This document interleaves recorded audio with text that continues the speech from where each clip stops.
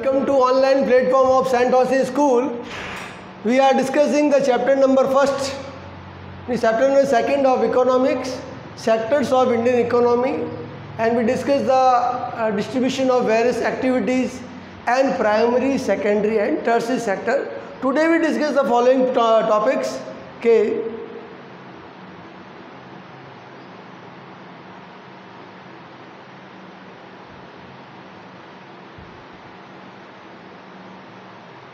Where are most of the people in India employed in why? कि भारत में जो लोग हैं सबसे ज़्यादा किस क्षेत्र में एम्प्लॉयड और कहाँ पर हैं? तो now agriculture and primary sector. In India, most of people are employed in agriculture and primary sector. About half of the workforce of India engaged in agriculture, its allied activity. अर्थात भारत की population का जो 50% part है वो agriculture sector और primary sector की activity में engage है. जीडीपी एंड एम्प्लॉयमेंट, या हम एक ग्राफ देख रहे हैं, वो शो कर रहा है कि जो आपकी जीडीपी है उसमें जो प्राइमरी जो हमारा एम्प्लॉयमेंट है उसका शेयर 1970-72 में एग्रीकल्चर का सबसे ज़्यादा था, और अभी टिल 2012 और 11 में भी जो एम्प्लॉयमेंट में जो शेयर है वो प्राइमरी सेक्टर का सबसे ज़्यादा है. बट जीडीपी में इसका कंट्रीब्यूशन धीरे धीरे रिड्यूस हो रहा है. आज प्रेजेंट में जो जीडीपी में है वो टर्सरी सेक्टर का जो कंट्रीब्यूशन सबसे ज़्यादा है. लोग एम्प्लॉयमेंट एग्रीकल्चर में ज़्यादा है बट जीडीपी में जो कंट्रीब्यूशन किसका टर्सरी सेक्टर का ज़्यादा है, वो क्यों है? तो रीजंस, लैक ऑफ अपॉर्चुनिटी या job opportunity. Enough job opportunities were not created by primary and secondary sector, secondary and tertiary sector. India में जो सेकेंडरी और टर्सरी सेक्टर है उन्होंने इनफ जॉब क्रिएटेड नहीं की थी. फिर secondary sector, for example production in secondary sector has increase 9 times. Secondary sector में जो प्रोडक्शन है वो 9 टाइम इंक्रीज हुआ है, बट जो जॉब अपॉर्चुनिटी उन्होंने 3 टाइम्स इंक्रीज की है. इसी प्रकार जो सर्विस सेक्टर है वहाँ पे प्रोडक्शन 11 टाइम इंक्रीज हुआ है, but job opportunities only 5 times ही इंक्रीज हुई है. Now the problem of primary sector, के प्राइमरी सेक्टर्स की क्या प्रॉब्लम है? In primary sector more people are engage या एम्प्लॉयड देन एक्चुअल रिक्वायरमेंट. जो प्राइमरी सेक्टर है वहाँ पे ज़्यादा लोग काम कर रहे हैं बनिस्बत उसकी रिक्वायरमेंट में. एक और प्रॉब्लम है, in primary sector people appear to work but their contribution production zero. लोग हमें काम करते हुए प्रतीत हो रहे हैं बट प्रोडक्शन में उनका कंट्रीब्यूशन क्या है? जीरो है. और एक नेक्स्ट प्रॉब्लम ये है कि there primary sector face the problem of underemployment, disguised employment and hidden unemployment. अर्थात जो प्राइमरी सेक्टर है वह आपकी छिपी हुई बेरोजगारी है, अंडर अनएम्प्लॉयमेंट है और डिस्गाइज्ड एम्प्लॉयमेंट की प्रॉब्लम्स को क्या कर रहा है? फेस कर रहा है, जिससे में लोग काम करते प्रतीत होता है पर प्रोडक्शन में उनका कॉन्ट्रीब्यूशन क्या कह रहा है? जीरो. फिर due to extension of under employment, contribution of primary sector in GDP is less than the more than employment. अर्थात जो प्राइमरी सेक्टर का जीडीपी में तो कंट्रीब्यूशन किया बहुत कम है बट एम्प्लॉयमेंट में इसका ज़्यादा है. Now the next topic is division of sector into organise and unorganise. हमने पहले सेक्टर का डिवीजन देखा था एक्टिविटी के आधार पर, प्राइमरी, सेकेंडरी, टर्सरी. अब हम देखेंगे कि हमने जो इकोनॉमिक एक्टिविटी है उनको ऑर्गेनाइज और अनऑर्गेनाइज सेक्टर के आधार पर डिवाइडेड किया. या हम डिफरेंसेस देखेंगे कि what are the differences between organize sector and unorganize sector. सबसे पहले these are the example of unorganize sector. For example people are working in mining activity, labour activities. These are the pictures of some unorganize sector. Now this is the organize sector. तो the first difference between organize sector and unorganize sector, organized sector is registered by government, unorganized sector not registered by government. ये government के द्वारा registered होते हैं, ये government के द्वारा registered नहीं होते हैं. Organise sector follow the rule and regulation of government. ये गवर्नमेंट्स के रूल एंड रेगुलेशन को फॉलो करते हैं. दे डू नॉट फॉलो, ये उसको फॉलो नहीं करते हैं.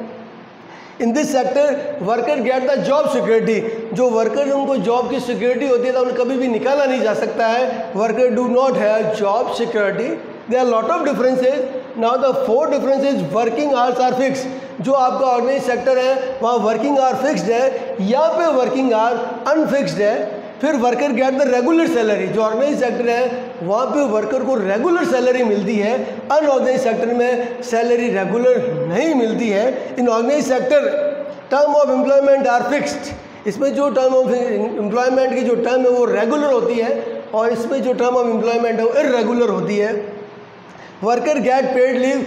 वर्कर है उन्हें पेड लीव मिलती था, जब हॉलीडे लेंगे तो उनको पेमेंट मिलेगा. Do not get paid leave. फिर there is a provision of overtime wages. मतलब यहाँ पे जो ऑर्गेनाइज सेक्टर में कोई व्यक्ति ओवर टाइम करता है तो उसको पेमेंट एक्स्ट्रा मिलता है. There is no provision of overtime wages. फिर worker get the provident fund, gratuity, insurance and pension facility. इसमें वर्कर को ग्रेचुटी है, पेंशन है, इंश्योरेंस है और प्रोविडेंट फंड की फैसिलिटी मिलती है. इस सेक्टर में इस वर्कर को लोगों को नहीं मिलती है. फिर ये है working get safe working environment. जो वर्कर है उनको एक सेफ वर्किंग इन्वायरमेंट मिलता है या उनको सेफ वर्किंग इन्वायरमेंट नहीं मिलता है. फिर लास्ट है worker also get medical and transport facility. जो वर्कर है उनको मेडिकल और ट्रांसपोर्ट फैसिलिटी मिलती है और वर्किंग कंडीशन फेवरेबल होती है. यहाँ पे मेडिकल और ट्रांसपोर्ट की फैसिलिटी नहीं मिलती है और वर्किंग कंडीशन अनफेवरेबल होती है, फेवरेबल नहीं होती है. तो ये ऑर्गेनाइज और अनऑर्गेनाइज सेक्टर में जो काम करने की कंडीशन है ये उसका डिफरेंसेस था. फिर नेक्स्ट आपके है कि how to protect worker in the unorganise sector in rural area and urban area.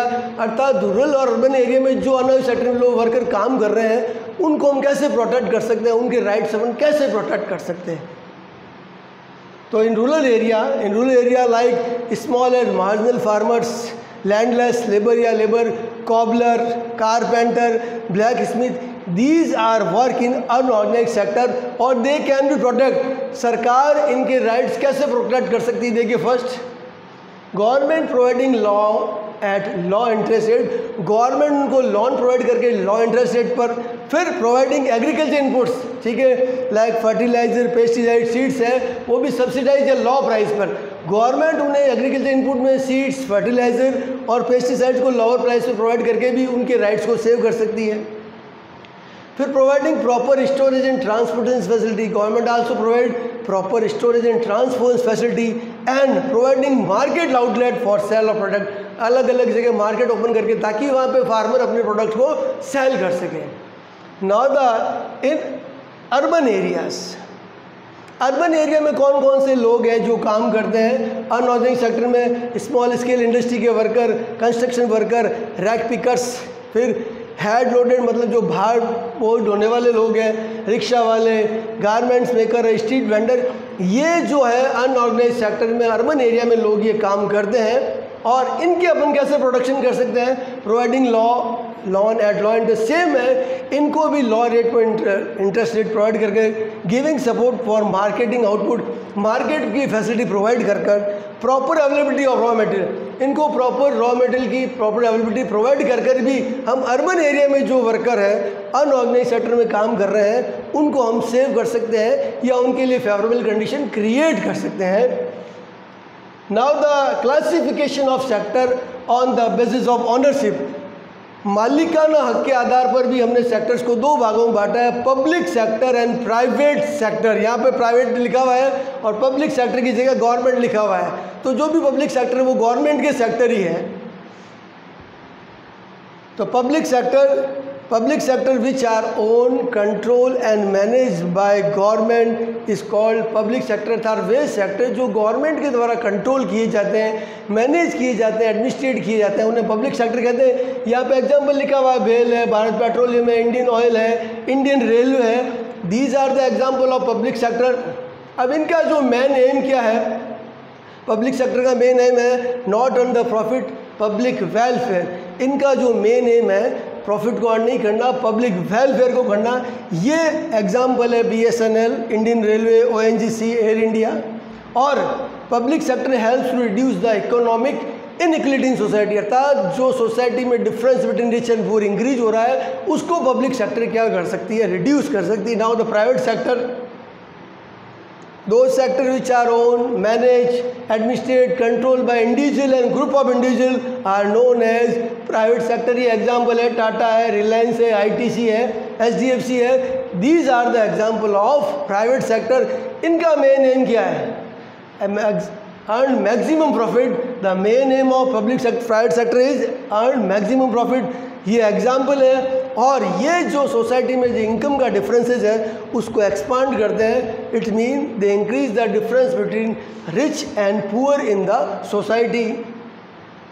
Student, इसी के साथ ये चैप्टर एंड हो जाता है. इस चैप्टर में हमने देखा कि किस प्रकार हमने भारत में इकोनॉमी के सेक्टर को डिवाइडेड किया है. Primary, secondary, tertiary, organised, unorganised and public and private sector. हमने ये भी देखा कि हम किस प्रकार गुड्स की वैल्यू को काउंट करेंगे, किस प्रकार एम्प्लॉयमेंट को जनरेट करेंगे. Thank you student.